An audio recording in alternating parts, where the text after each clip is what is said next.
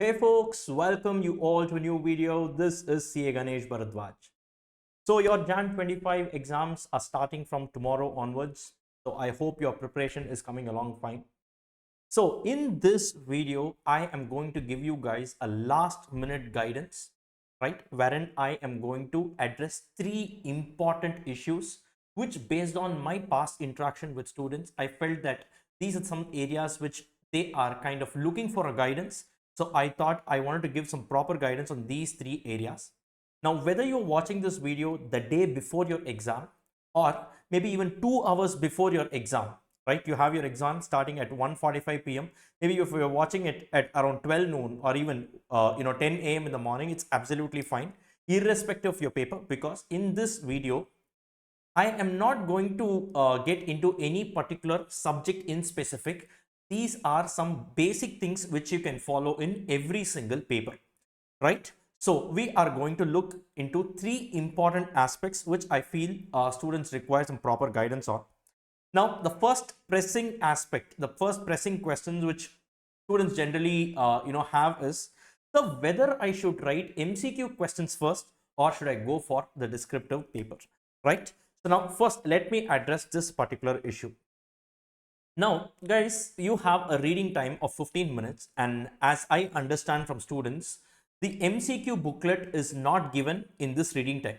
That is, the MCQ booklet is given along with the answer sheet at 2 p.m. Now, what you do is you please do not come to any kind of conclusion before going the exam. So before even you enter into the exam hall, don't come to a conclusion saying I'll first write MCQ or I'll first write descriptive and all. No. First, you take the descriptive paper which is given in your reading time, just go through it. In case you are absolutely sure that, okay, predominant portion of this 70 mark component I'm comfortable with, I'm able to do it, irrespective of the MCQ component, you go write it. Now, if you are confused, kind of, okay, I know half and the remaining I'm still kind of figuring out, I'm not able to predict at this point of time itself whether it's going to be lengthy or not. Not a problem, just go through the questions. Once the MCQ booklet comes in, quickly spend a minute or two maximum. You just skim through the MCQs. Now you will know whether to go for MCQ first or you go for descriptive paper first. At that point of time, you decide. Now, the biggest problem is, I've seen people who guide students to, go for MCQ first or descriptive first before even they enter the exam hall. Absolutely, please do not do that, because you see in May 24 attempt, the case study based MCQs were kind of very lengthy, right? And in September 24 attempt, relatively, the case study based MCQs were not that lengthy, relatively. Now, attempt wise, that to paper wise, the strategy will be different. That's how institute is actually finding the exam paper. If that is the case, you should not go to an exam hall with a preconceived notion that I will always start MCQ first or I will always start descriptive paper. Go in the exam hall, you analyze the situation and you rise to the occasion. That would be my suggestion. So based on your convenience, you go ahead with that. In the exam hall, you decide, right? That is something that I want to clearly tell you all. Please do not have, there is no one size fits for all. There is no standard policy that you always start this first. In the exam hall, you decide. Attempt wise, paper wise, it will be different and you are the best judge. Are you clear with this? That is the first issue that I want to address on. Now, the second and the most important aspect is regarding your time management. Guys, I have a time tested approach in this particular the time management aspect in the exam hall, right? 2 to 5, 3 hours you have. 3 hours is basically 180 minutes, right? Now from this 180 minutes, let's reduce 10 minutes because you need to sign your, this answer sheet, they have a barcoding sticker, you need to sign your attendance, all of that. Now, technically speaking, conservatively, you are left with 170 minutes to attempt how many marks? 100 marks, right? Be it MCQ or descriptive portion, a total of 100 marks.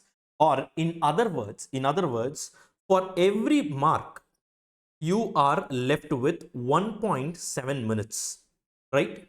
Or to attempt a 10 mark question, you can at max take 17 minutes. This is the meaning of that, right?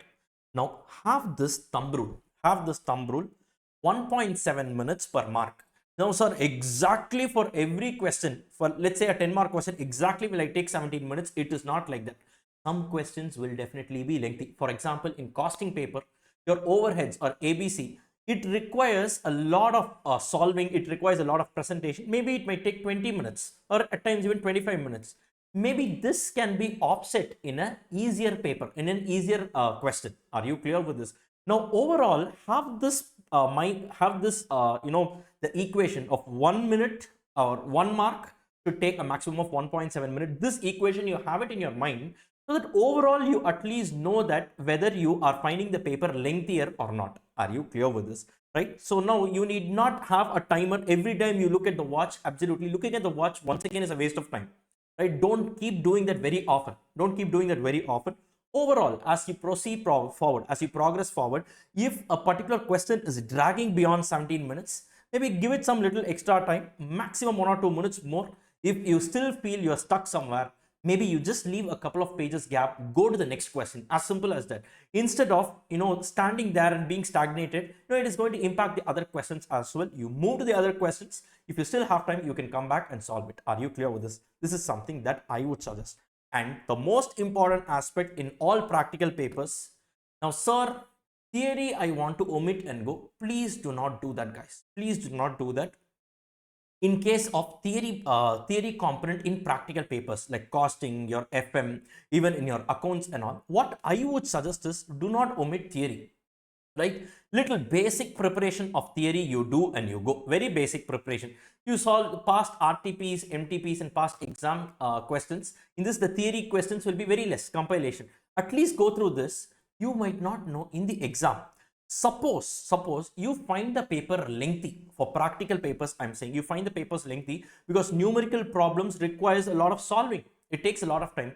Now, suppose if you find the paper extremely lengthy, what you can do is maybe this theory question will come to your savior, it will come to your rescue, and you can just solve this theory and you can leave it there. Are you clear with this? Because theory definitely will not take 1.7 minutes per mark. One 10 mark theory question is not going to take you 17 minutes. Rather, it will at max take only 10 minutes, right? This extra 7 minutes you can save and utilize it elsewhere. Are you clear with this? So are you saying definitely attempt theory? That's not what I'm saying. What you do is at around 4:15 to 4:30, right? When you are just left with 45 minutes or 30 minutes, towards the end, at this point of time, you will know whether the paper is lengthy, whether you find the paper to be lengthy or not. Right? In that case, I'm telling you, instead of going to the next numerical problem, go attempt the theory, because if you have studied so much, some theory in practical papers, you will be able to attempt, right? Just go and do it, right? So that in the limited time, you will be able to at least cover one full-fledged question, one complete question. Generally in costing, FM and all, the last question is going to be theory. In costing, I think 14 marks is going to be one theory question. In FM, I think one 10 mark question will be theory and all. Out of the 50 mark component in FM, 10 mark is theory, right? So these things you can definitely balance, and do not go to the exam hall with a mindset that I'm going to avoid theory or I'm going to omit theory. Please do not do that. Are you clear with this? So these are certain time management skills which you can follow. The first thing is 1 mark should take a maximum of 1.7 minutes. In case you're taking more time for a particular question, make sure that that is getting offset in an easier question. And at around 4:15 or 4:30 in a practical paper, in case you find the paper to be lengthy, definitely go and attempt the theory question. That can save up a lot of time. These are some time tested tricks which students have followed in the exam, and then they've come and told me that it has worked wonders for them. Are you clear with this? Right? So that's about the second part of this particular video, which is about time management trick. And the last one is regarding the last minute preparation. Now guys, every single subject has its own strategy. For example, in the subjects which I handle, costing and FM, I have given you recently, I've made a couple of videos on the top scoring, all-time high scoring topics. You first focus on those chapters, right? And then if you have remaining time, you can focus on the other chapters, so that these top scoring chapters will definitely make sure that you at least score about 60 marks in your exam. Are you clear with this? And over and above that, whatever extra time that you have, make sure that you're covering the best out of that, so that you have an extra cushion. And one more thing that I want to tell you, sir, how do I score an exemption? How do I score an 80 in case you're aiming for a rank? Now, I will tell you, this is one solid strategy which you can follow, whether you are aiming for a pass mark or you are aiming for a rank. Now, don't immediately go for an exemption or try for 80 plus. First, what you do, make sure that you are trying to cover 40 marks in the exam hall, I'm saying. So what you need to do is make sure that at least 40 marks is secure. Now, in case you are able to make this, now what happens is you will have tremendous level of confidence in that paper. Just assume you have finished 40 marks, right? Now what happens in that case is tremendous confidence will be there. Yes, at least I'm sorted this paper, I'm done, right? The next 10 mark will make sure that this particular paper is not dependent of another paper for an aggregate, right? Then the next 10 mark, now, once you reach 60, you need not touch this paper again for a lifetime. Now, for you to be able to do that, this is the reason why I have given those top scoring, all-time high scoring topics and all. First, to make sure that you cover chapters which have a weightage of about 40 marks. Once that is done, right, aim for the next 10 marks. Once that is also done, one more 10 marks, you need not touch this paper again for a lifetime. Now, for you to be able to do that, you need not cover the entire syllabus, my friend. It's very, very simple. It's very, very simple, provided you follow the proper strategy and you actually execute it in the exam. As simple as that, right? I call this as the defense and attack strategy. The first defense, you make sure that first 40 you are able to cover, right? Then the next 10 plus 10, you are able to score an exemption. Now, once you cover 60% of the weightage, just imagine the day before your exam, you are able to cover 60% of the weightage, the chapters that contribute to 60% of the weightage. Now, any other chapter that you are now covering is only going to contribute over and above that. That's a bonus for you, right? Just imagine the mindset that you will be having. You will move around with great level of confidence, and this will also help you perform better in your exam. Are you clear with this? Yes, fine. And finally, regarding the last minute preparation that I was talking about. Now, guys, here I'm not going to once again get into specific subjects. One most important thing that I want to tell you all is about your mental health, because the day before your exam or during your exam, what is most important is going to be your mental health. And this is predominantly the time when you will feel like skipping the attempt and all that. Trust me, guys, you are not alone. Even the student who is going to score a rank in this particular attempt will be going through the same thing. So don't think that I'm the only one who is facing all these issues. Absolutely not. It's very common. Now, the only thing I request you to follow is that do not skip this attempt at any cost, right? Because this is something that we all have. The easiest thing to do is to quit. No, never ever do that, because see, I have personally skipped attempts and later on I have regretted that. So what I would suggest is, if you feel today that you have the fear of failure and because of that you want to skip an attempt, trust me, guys, it is not stopping here. The next attempt, the moment you are approaching the exam, once again the same thing will come and you will continue doing that. Rather, I will say the best way to overcome fear is to go bloody face it, right? Just go face it. No matter what, at most what will happen, at max what will happen, you will fail, that's all. But if you skip an attempt, that's a guaranteed failure, right? So you will definitely fail.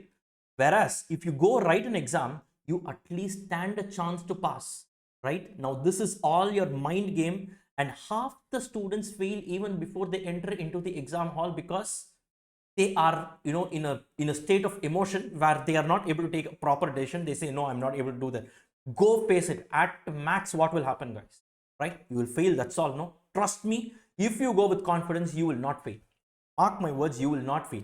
Are you clear with this? So this is something that I want to share with you all.